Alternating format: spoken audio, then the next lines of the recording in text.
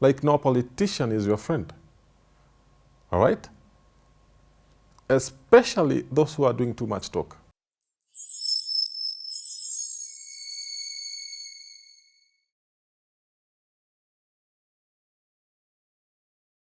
Welcome back again. This is Polo Kimani, Rare Active Show. Today we are doing this show in a very different layout, clearly, as you can see.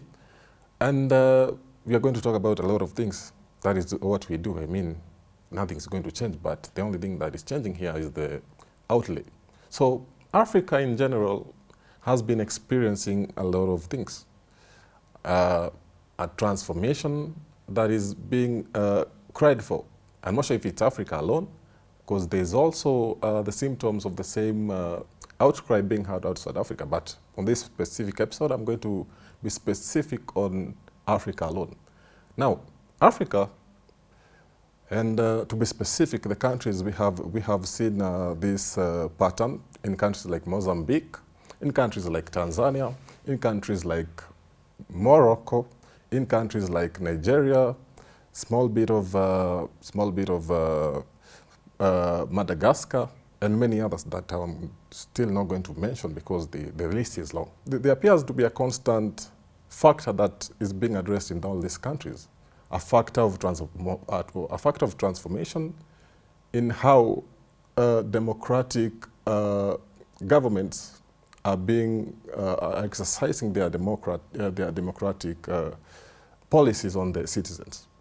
Now, for example, we're going to talk about Tanzania and what transpired in the last few days. We're going to talk about Madagascar and what transpired of demonstrations, youths protesting, refusing to conform to the societal norms that they have been grown up, shielded with, and molded to believe this is the right way. But now they are questioning that.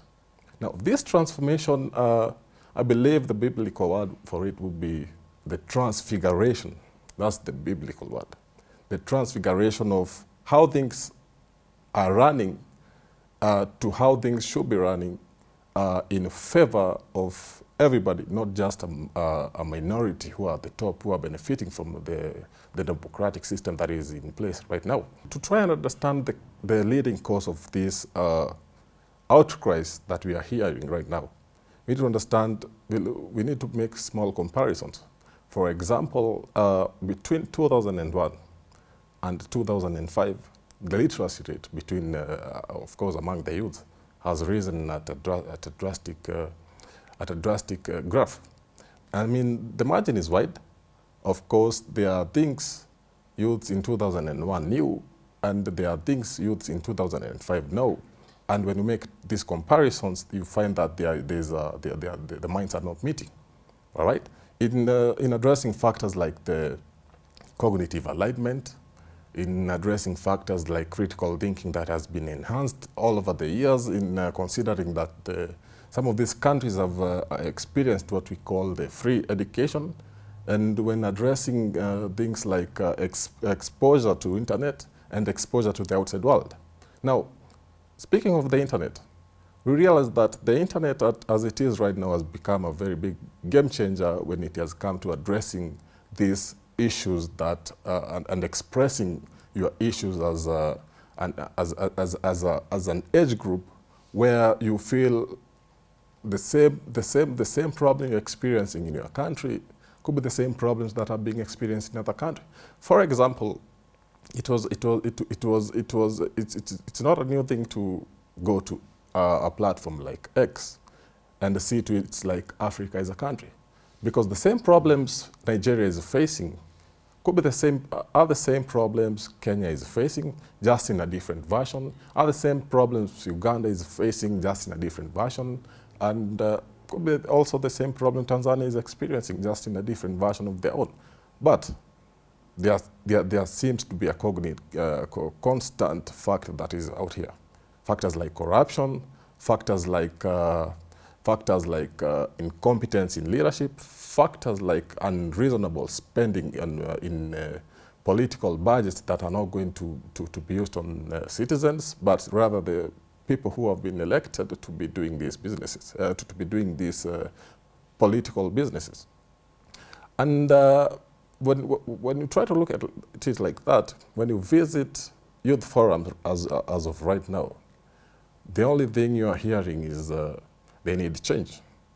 A change in how, on how the budgets are being allocated, a change in how the spending is, a change in how the diplomacy of countries, especially in Africa, are. Courtesy of the internet, the youths in Africa are more united than they've ever been, all right? And let's talk about this, how this has contributed to them being able to address some of the issues that they couldn't address before. For example, now, speaking of on matters of the cognitive improvement in their critical thinking. Critical thinking meaning that, as of now, this is a person who can be given information and analyze it and come up with a statute conclusion based on their own level of thinking. Now, all these things are connected in one way or another, all right? And one thing that is becoming a problem now is the old way of doing politics is changing, and it's the old tricks are not working anymore. Because let's have an example. For example, in Kenya now, it's very hard to sell these tribal narratives like it was in 2001 when there was nothing like the internet. All right?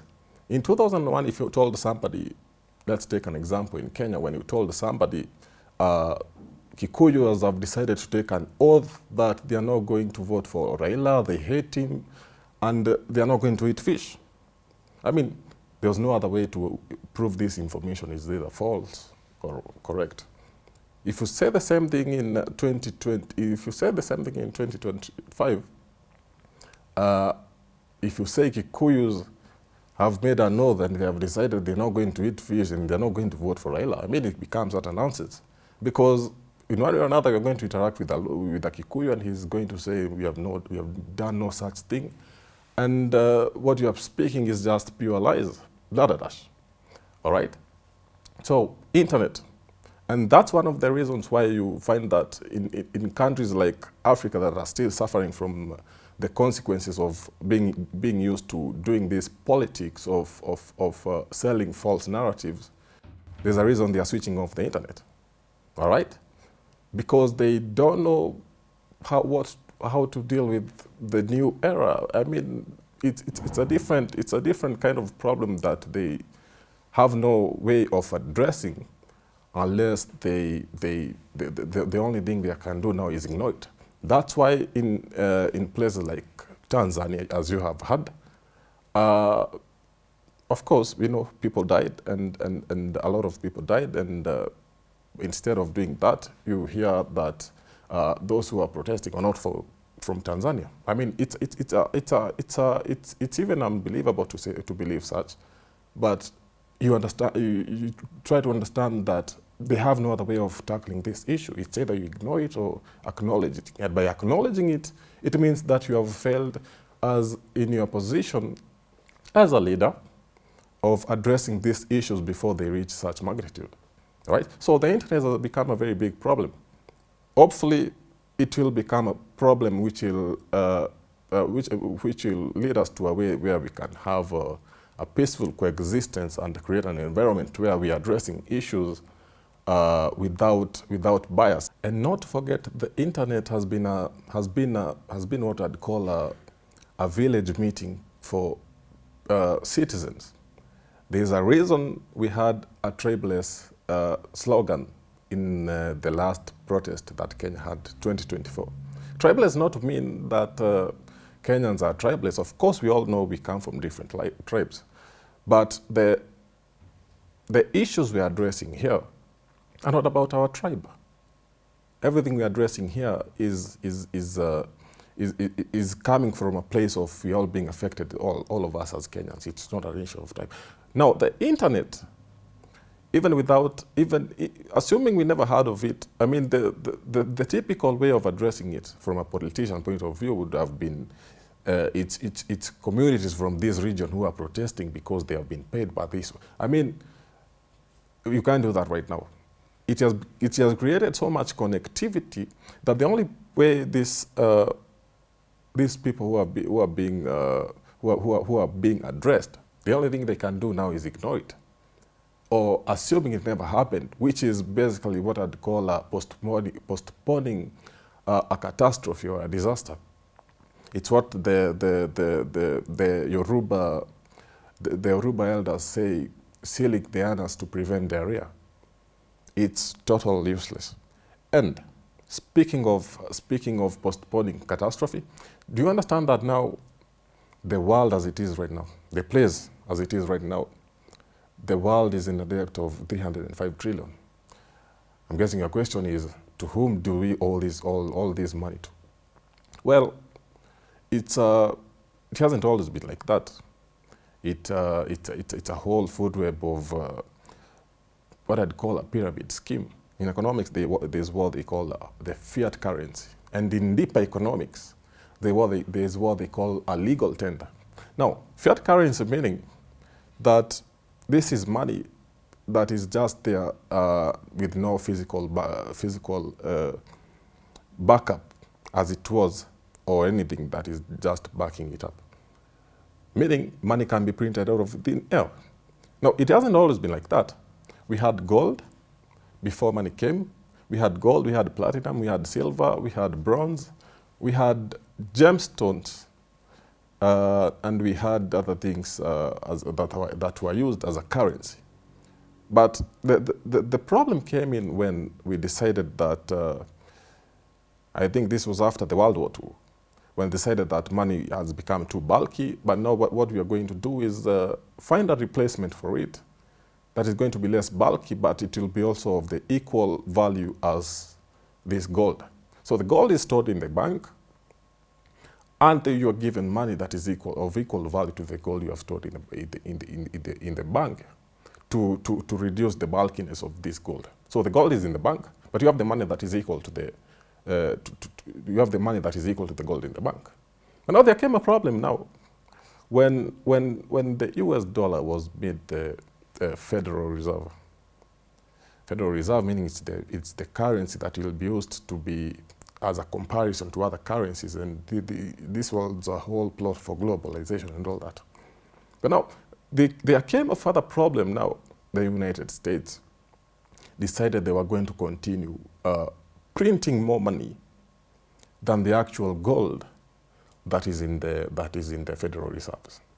So what we have now is more money in the market than the gold that is supposed to be equivalent of the money in the market. The gold is less. So it's a scheme that runs on borrowing now, where you have to borrow money from the bank, where you have to borrow the bank lends you the money, and you send an IOU to the bank, you owe them the money, and you take another, you have the money, take some other money, take it to the bank, take more money, take more loan, send an IOU, and all that. So this is an impending danger because as the currency runs right now, the fiat currency as it is right now, and by the fiat currency I mean the Kenya shillings, the US dollar, the Russian ruble, the Chinese yuan, or the Japanese yen, the euro, and all that. All these are unstable currencies.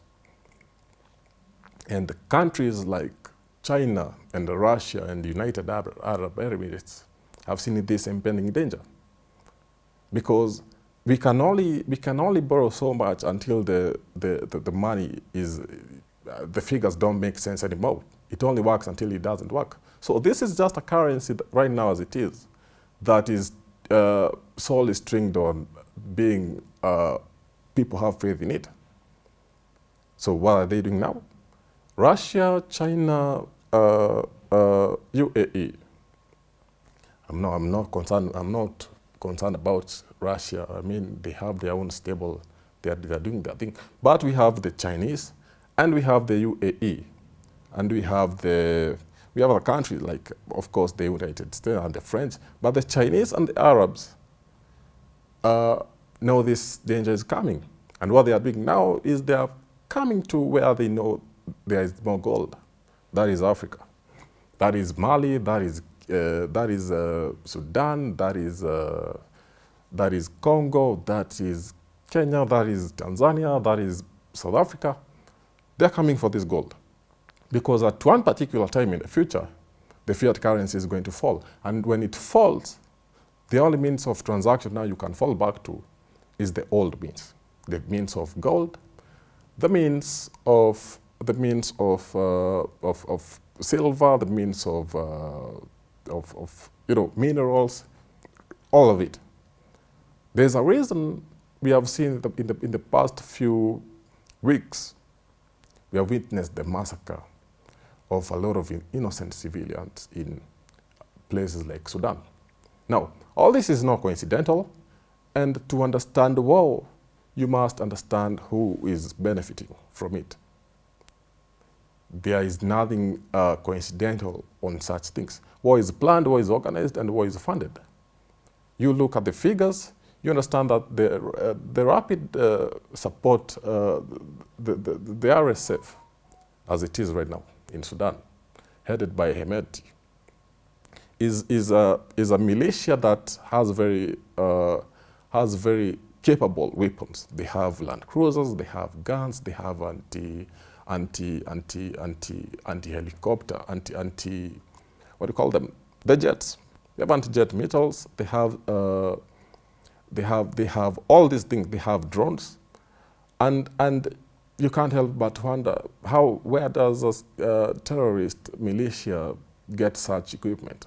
So the thing is, gold its price is going to rise very soon, higher than even the Bitcoin your fellas are fighting for telling you to buy. Gold in the future is going to be very precious metal.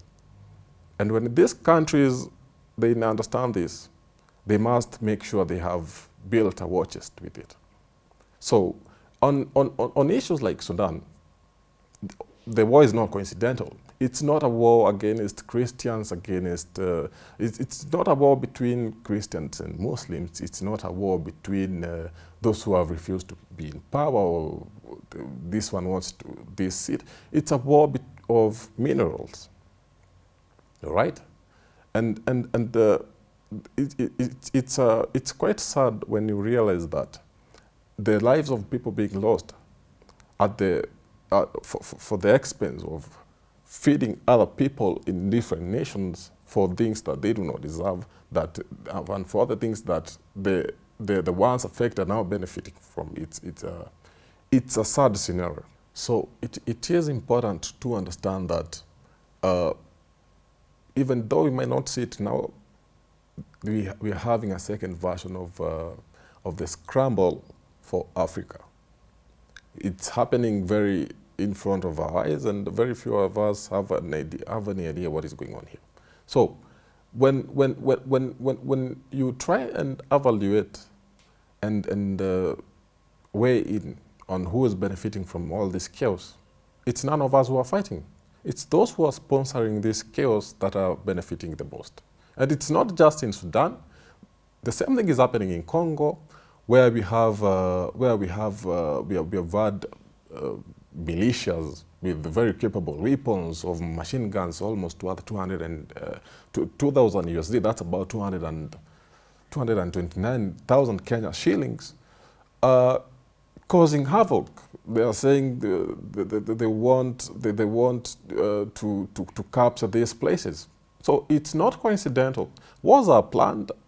Wars are of course, they are given orders to where what we want, and they are funded. All right? And it's not just Congo. We also have places like Sudan. We have places like Nigeria. Nigeria also happens to be experiencing a problem. And as the mainstream media has depicted it, it appears to be looking like they have made it look like it's a war of Muslims against Christians, and Muslims, Islamic terrorists hate Christians, and that's why they're killing them for absolutely no reason. I mean, we gotta read between the lines, man. It's not as blank as they're putting it. Terrorists don't just show up from thin air, and I can promise you this: from having interacted with Muslims and Christians, though I'm none of the mentioned, it's not as simplistic as they are putting it. Muslims are not killing Christians simply because they are Christians or simply because they hate them. You know, in anthropology, there's something they call the human tribalism. It's, of course, anthropology is studying people and how they interact with the environment surrounding them and how they respond to changes and all that. So that's anthropology. So in the anthropology, there's something they call the human tribalism. Human tribalism basically means that regardless of the peace that is existent among the human species or among the humans, eventually, even when there's no reason to it, they're still going to find a way of identifying indifferences among them. And from what it said that this is a survival mechanism, and humans feel more secure when they're in groups than when they are in a blanketed all peaceful thing. So they identify indifferences between them. That's why we have discussions like short versus tall, black versus white, fat versus slim. No offense to fat people. Christians versus Muslims. Now, all these are existent issues that, of course, all these are existent indifferences that we can live with. It's not, I mean, you don't like it, but of course, I mean, we can live with these things. But when now an external force comes in and uses these weaknesses and these indifferences that we have against each other and weaponizes them, that is not something we should ignore. Because from looking at things,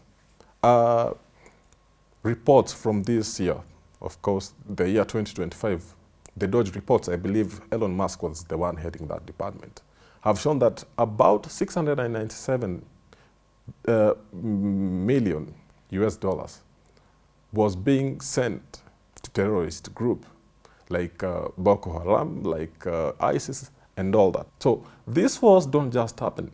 No Muslim is taking his own money, going to the bush or wherever they get these guns from and saying I want to buy a gun because I'm going to kill a Christian because I hate them. No, it doesn't work like that. The world is not a cartoon. Eh? It doesn't work like that. These wars are funded, and when all this chaos is transpiring, the most sane thing you can do, you as an individual, is trying and identify not why the chaos is there, but who is coming to benefit from this chaos. And I can say it's been a very long shot, because I remember, was it in 2023, when the former president of Nigeria went to visit, I think it was Trump. Trump asked him, what are you planning to do with the Christian genocide that is happening in Nigeria? So it has been happening, but these people have been aware about it. But nobody is addressing the real issue here. Why on earth would Trump come save Christians in Nigeria when there are also Christians that were dying in Palestine, which happens to be the same place where the Israelis, who are funded by the US, who are doing all this massacring? Why didn't, at this time, Trump find any interest in protecting the Christians in Palestine? Now, why all of a sudden, why has he suddenly become clever? Tafakari babu. But the thing is, we must understand, we must look within these lines. As an African, you must look at Africa from an African perspective. All right? What happens is, because I remember there was also a case, I think it was in the 1990s, where the president of Nigeria was I think he was arrested in Chicago over charges that was saying that he had been found or he had been linked with transportation of or smuggling of heroin to the United States. So what actually happened is He pleaded, all his assets were in the United States were forfeited. All this is open source intelligence. All this is, I'm speaking, is information that you are going to find in the internet. And what happened now is after forfeiting all these assets, and of course, the case never ended. And I remember there was a Nigerian journalist who tried to take this court tried to take this matter to the court again for, of course, the openness of the matter to understand what happened. And he was told, for the sake of the peace and all that nonsense, the DEA and the FBI cannot allow, not the FBI, the CIA cannot allow the disclosure of this information because, you know, all that diplomatic nonsense the United States hide behind. All right? So, in a nutshell, this is to say, if the president of Nigeria was to refuse, assuming he won't, or assuming he will, assuming he was to refuse the offer of the United States, things are not going to look good for him. All right? Because they have him by the balls. They have a pending case of him smuggling heroin, and they are going to use it. They are going to use it to squeeze him very much. So, in a nutshell, you can decide and say he's an American asset, and that is what American does. They give you, not just America, of course, the West in general. They give you corrupt politicians, and you can say this is false, but I really wish it was. They'll give you an option of a worse and a bad politician, both whom they have linkage to and both whom they can be able to twist. They interfere with your policies, or they interfere with your economics, they interfere with you how you interact sociology with each other. And at the end of the day, they form this cloud of how Africans cannot govern themselves. And only Mzungu can come back here and say, you have failed to govern yourself, and now let us help you. Maybe you are stupid, you can't work these things out like the way we the Mzungus have managed to work our things out. So, Africa, we're in a very critical place. In one side, the Gen Zs are saying, we are tired of this shit. On the other side, the ones who control the environment that we exist in are saying, okay, you are tired, but I don't think you can do shit about it. Because even if you tried to of course, there are means. We have been engulfed in loans, in policies that don't favor us at all, in policies that are supposed to keep us in a loop. So the ones who have made all these policies are telling you, okay, you're mad, but there's nothing you can do about it. Just deal with it. Okay, we are here for let us take what we want, and we live when we want, not when you want. It's the reason you never saw the EU condemning the protests we had in Kenya. And if they did, it was very subtle, like it was some normal event that was happening, and yeah, that's just it. What the people of Kenya and Africa, what the young generation want, because they have read between the lines. Of course they have. What the young generation of Kenya want, and what the ones who appear to be maybe 1 or 2 steps ahead of us they had already created all these fence, what they want appear to be not meeting. In fact, I would say it's the opposite. All right? And it's the reason why in every time we as Africans try to make a step, we are pushed back 2 steps behind. There is a reason why Lumumba says in every time we try to make a step forward, the white man will come, will pay one of us, and they are going to tarnish my name, and in the end they're going to kill me. All right? Of course, that's what happens. So the whole idea is to make you feel stupid, make you feel defeated, make you feel like you cannot move when you want, because you don't know where you're going. But in the same time, it's all this blockages that have been placed in front of you so that you can not progress anywhere without their approval. Okay? So in Nigeria, speaking in Nigeria terms, I would say they must be very careful with what they are clubbing for. The terrorists and those who are coming to kill the terrorists, it's all planned. Okay? This is nothing new in the of course, we know the CIA playbook and all that, funding ISIS, finding coups in Nicaragua, finding all that. It has happened before. Don't think it's not happening in Nigeria. So we must be very careful, and we must look at Africa from an African perspective. And in looking at Africa from an African perspective, it means we start with the basic things. Remember, we talked about critical thinking, analyzing information from your own cognitive capacity, and being able to come up with the information that you have solely examined and seen this is the right choice I'm making here. It starts with the small things, like understanding, like no politician is your friend. All right? Especially those who are doing too much talk. Politician is not your friend. And when it comes to making right choices, especially when you are talking about elections, you must not, if you're going to vote, you must not vote on popularity. You're not going to eat popularity. You're going to eat capability, you're going to eat meritocracy, you're going to eat on voting for the people who have the actual value of delivering something, not who have the actual, who have the actual capability of winning. So what happens after winning? It's the small things that count, all right? And understanding the small things, like nobody just wakes up one day and decides to hate you and they're going to kill you, and it's now because you are that and because I'm this, now we hate each other. I mean, the internet has been a game changer on some of these things, all right? Even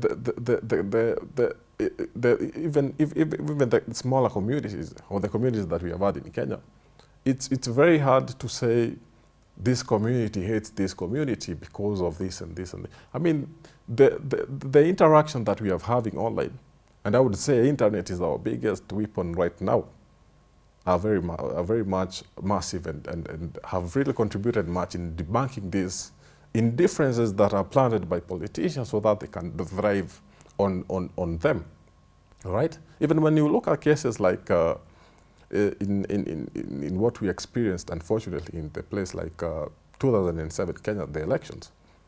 Of course, there were rumors and that this community is attacking this one because they have been defeated. But that's not really the case. You understand, when you analyze and look at all this information, you realize that politicians were funding some of these gangs. My neighbor was Kikuyu, and my other neighbor was Luo. We all existed peacefully. I mean, we had no hate for each other. But when now these things are planted and they are said, just because you're from this community and the other one is from this community, and now you have to hate them because a politician somewhere who doesn't know both of you has said you must hate each other. I mean, you must think, all right? And you must also look outside the box from the perspective you're being sold by these people, all right? In places like Sudan, you realize that it's not as simplistic as they are putting it out. Terrorists are now killing civilians simply because they are Christians and because because the terrorists are Muslims, they must hate them. No, it's a whole syndicate of crooked men thriving on this chaos that is already existing. All right? It's public knowledge that these areas that have been captured by these terrorists, the RSF, majority of them are owned by the Arabs. And when this gold gets extracted from Sudan, it has to find its way to the international market. And to find its way to the international market, they have to make sure it's what they call there's what they call the conflict-free gold. Conflict-free meaning that this gold, wherever it has been extracted from, those who have extracted it and where it has been extracted from, the environment is clean, and there's no issues of children being subjected to labor or this money that is being transacted to buy the gold is not going to fund conflict. I mean, it's all this nonsense, but you hear gold from Sudan comes to Kenya, Kenya to Dubai, Dubai to international market. And now in return, what they call the reciprocation of these things, because the terrorists gotta eat too. I mean, they're human, right? And they're also at work, they gotta be paid their salaries or whatever they call their modes of payment. So it's guns coming to Dubai, Kenya, Kenya distributes the guns to Sudan. And it becomes a whole chain of interaction of crooked men who are driving, buying cars, and they realize that some of these politicians funding these wars have evacuated their families. They are in places like they're in peaceful countries. Although I'm not saying we are so much peaceful, but at least we are better. They've evacuated their children from these countries and brought them to Kenya so that they can continue pillaging there as they get rich at the expense of the locals who are dying there. So to understand Africa, you must look at Africa from an African perspective. That is all for today. You have a lovely week ahead.